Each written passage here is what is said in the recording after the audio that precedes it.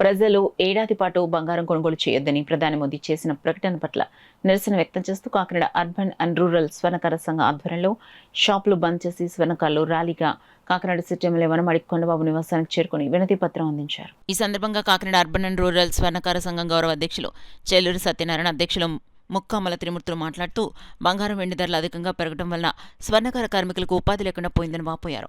Corporate వ్యవస్థ, నోట్ల రద్దు, కరోనా సమయాల్లో తీవ్ర ఇబ్బందులు పడ్డామని, ఇప్పుడు మరలా ప్రధాని మోదీ ప్రకటన మరింత తీవ్ర నష్టాన్ని చవిచూసే పరిస్థితి ఏర్పడిందని ఆవేదన వ్యక్తం చేస్తారు. దీనికి తోడు బంగారం ధరలు పెరగడంతో 80% స్వర్ణ కార్మికులకు పని లేక ఇబ్బందులు పడుతున్నామన్నారు.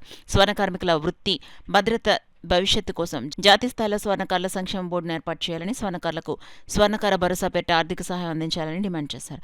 వీరి నిరసనకు కాకినాడ బంగారం, వెండి అండ్ డైమండ్స్ వర్తక సంఘం అధ్యక్షులు అన్సెట్ రామకృష్ణ సంఘీభావం తెలియచేసి మాట్లాడారు. కార్యక్రమంలో కాకినాడ అర్బన్ అండ్ రూరల్ స్వర్ణకార సంఘం ప్రధాన కార్యదర్శి లంక శ్రీను, కోశాధికారి Narava Venkata Narayanamurthy, P Brahmanandam, A Rambabu, C H Krishna, T Durgaprasad, G Raju, M Srinu, G Veerababu, A Durgaprasad తదితరులు పాల్గొన్నారు. గత సంవత్సరం 8,000 ఉన్న బంగారం రేటు ఈ సంవత్సరం 16,000 రూపాయలు అయిపోయి ఆల్రెడీ మాకు బంగారం పనులు లేక చాలా ఇబ్బందులు పడుతున్నాం. పైగా కార్పొరేట్ సంస్థలన్నీ ఏకంగా చాలా వరకు రావడం, వందల కేజీలతో పెట్టుబడులు పెట్టాలి పనులు చేస్తుంటే మా ఒక వృత్తి లేదు. ఉన్న ఒక 10% పని అయితే మాకు ఉంటుంది, అంతకన్నా పని ఆ పనిలో కూడా ఇప్పుడు మోదీ గారు ఇలాగ ఒక సంవత్సరం పాటు కొనొద్దంటే అది ఎంతవరకు మంచిది మాకు తెలియదు. కానీ మా స్వర్ణకారులు అయితే మనం దీనివల్ల చాలా నష్టపోతాం. ఇప్పటికే పనులు లేక చాలా నష్టపోతున్నాం. ఈ యొక్క నష్టాన్ని ఎలాగ భర్తీ చేయాలనేది గవర్నమెంటే ఆలోచించాలి. ఇంకోటి మా సీఎం గారు చంద్రబాబు నాయుడు గారు కూడా అన్నింటికీ భరోసా కింద ఇస్తున్నారు. రీసెంట్గా ఒక నెల క్రితం మత్స్యకారుల భరోసా అని చెప్పేసి 10,000, 20,000 రూపాయలు వేశారు. మా స్వర్ణకారు ఇలాంటి ఒక భరోసా అనేది ఏమీ లేదు. మేము ఒక కమ్యూనిటీ పరంగా అందరూ ఇష్టప్రేమలైన చేతుర్తి పరంగా మేము స్వర్ణకారులు, మమ్మల్ని ప్రభుత్వం ఆదుకోవాలని మేము కోరుకుంటున్నాం. సంస్థలు వచ్చి మమ్మల్ని ఇబ్బంది పెట్టినా సరే మొన్న ఇచ్చిన మోడీ గారి మా పిలుపు మేరకు అసలు కష్టపరిచేటి ప్రజలందరూ కూడా చాలా సంక్షోభంలోకి వెళ్ళిపోయారు. ఎందుకు మోడీ గారు బంగారం కొనుస్తారు సంవత్సరం పాటు అని చెప్పారు. ఒక సంవత్సరం పాటు మోడీ గారు బంగారం కొనుక్కున్నారు. మేము ఒక సంవత్సరం పాటు మేము తెచ్చిన ఓడీలకి, ఈఎంలకి, బ్యాంకులకు కట్టదని చెప్తారా మోడీ గారు అని మా స్వర్ణకారులు అందరూ చాలా బాధలు ఉన్నారు. ఇప్పటికే చాలా అప్పుల్లో కూలిపోయి ఉన్నారు. వ్యాపారం లేకుండా చాలా ఇబ్బందులు పడుతున్నారు.